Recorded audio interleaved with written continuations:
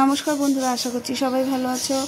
তো দেখো, এখানে আমি মা লক্ষ্মীকে আমার ছোট্ট জায়গায় আমি নিজের মতো করে পুজো করেছিলাম। তো মা লক্ষ্মীর জন্য ভোগ রান্না করছি। এখানে গোটা গরম মশলা আর জিরে ভেজে নিচ্ছি, এই দুটো আমি গুঁড়ো করে নেব। আর এই কড়াইটা হচ্ছে আমার ঠাকুরের কড়াই। সব ঠাকুরের বাসনে আজকে রান্না করেছি। ঠাকুরের বাসনে রান্না করে ঠাকুরের জন্য আলাদা তুলে রেখে তারপরে আমাদের জন্য রেখেছিলাম। তো আতপ চালের করব। এখানে ফুলকপি আর আলু দিয়েছিলাম খিচুড়ির মধ্যে। এই দুটো ভালো করে আগে আমি ভেজে নিয়েছি লাল লাল করে। নুন হলুদ দিয়ে আমি ভালো করে আগে ভেজে নিচ্ছি। খিচুড়ি পুঁই শাক করেছিলাম আর করেছিলাম লুচি সুজি। পায়েস করার টাইম পেয়েছিলাম না, রান্না করে আবার আমার ঠাকুরের ওখানে গোছাতে হয়েছিল। একা হাতে সব করতে হয় আমাকে। নাড়ুও করেছিলাম। নাড়ু আগের দিন রাতে করে রেখেছিলাম, 12:30টার সময় নাড়ু করেছিলাম। দেখো, এটাকে আমি লাল লাল করে ভেজে নিচ্ছি, ভালো করে লাল লাল করে ভেজে নিচ্ছি। এর গন্ধ, একটা কাঁচা যে গন্ধ থাকে ওটা চলে যাবে। এটা আমার ভাজা হয়ে গেছে, এবার আমি তুলে নেব। এবার তেল দিয়েছিলাম আবার কড়াইতে, তার মধ্যে দিয়ে দিয়েছি জিরে, শুকনো লঙ্কা। দেখো, এবার মশলা করে রেখেছিলাম জিরে, আদা, কাঁচা লঙ্কা। এটাকে আমি ভালো করে কষিয়ে নেব মশলাটা। দেখো, মশলাটা কষিয়ে নেওয়ার পরে একটুখানি কাশ্মীরি লঙ্কার গুঁড়ো দিয়ে দিয়েছি, একটু রঙটা আসার জন্য। আর দেখো, হয়ে গেছে আমার ফুলকপি আলু ভাজা। এবার যখন মশলাটা কষানো হয়ে গেছে তখন আমি ভাজা ফুলকপি আলুটা এর মধ্যে দিয়ে দিলাম। এবার দিয়ে দেওয়ার পরে মশলার সঙ্গে ভালো করে এটা মিশিয়ে নেব। আর যেহেতু আগে নুন দেওয়া ছিল, এবার নুনটা পরিমাণ মতো দিতে হবে। নুনটা দিয়ে দিলাম। হলুদটা দেওয়া হয়েছে আগেই, পরে আরেকটু দিয়ে দিয়েছি হলুদ। আর দেখো, একটা টমেটো দিয়ে দিয়েছে। দেখো, মশলা থেকে তেল ছেড়ে গেছে আর জল দিয়ে আমি কষাচ্ছিলাম।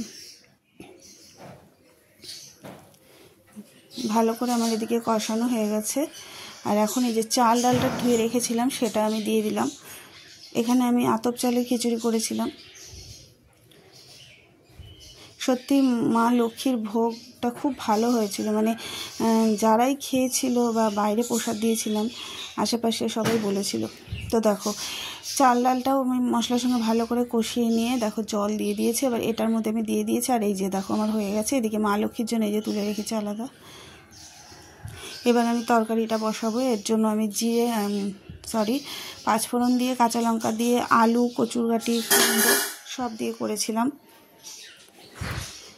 সব সবজিগুলো আমি ভেজে নিচ্ছি ভালো করে আগে।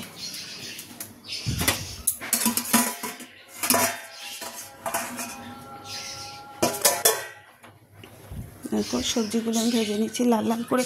সবজি ভেজে নেওয়ার পরে এবার দেখো, পটলও দিয়েছিলাম আগে। আলু, কচুরগাটি ভেজে নেওয়ার পরে কুমড়ো দিয়েছি, তারপরে পটল দিয়েছি, তারপরে কী বলে পুঁই শাকের ডাঁটা দিয়ে ভালো করে আবার ভেজে নিয়ে হলুদ দিয়েছিলাম।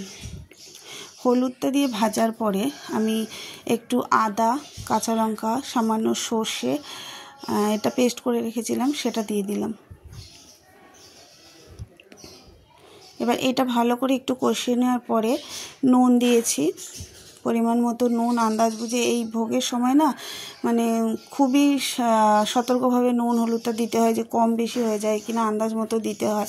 অন্য সময়তে একটু অন্য কাউকে দিয়ে টেস্ট করিয়ে দেখা যায়, কিন্তু এই পূজার খিচুড়ি বা তরকারির সময় কাউকে আমি দিই। কিন্তু সবকটাই আমার খিচুড়ি বা পুঁই শাকের নুনটা আমার পুরোপুরি একদম ঠিক হয়েছিল। দেখো, কষিয়ে নিয়েছি ভালো করে। এবার জল দিয়ে দিয়েছি। আর দেখো, এদিকে আমার হয়ে গেছে। ওই দেখো, খিচুড়ি, লুচি, নাড়ু আর তরকারি করেছিলাম। আর এই যে মা লক্ষ্মী আমার এদিকে সব গোছানো হয়ে গেছে। শুধু ব্রাহ্মণটা যখন আসবে আমি নৈবেদ্যটা সাজিয়ে দেবো। আর এদিকে পুজোটাও দেওয়া হয়ে গেছে, আমার ঘরের পুজোটা, নিত্য পুজো। আর এখানে ভুজি রেখেছি। আর একটা গামলার মধ্যে আমি খই বাতাসা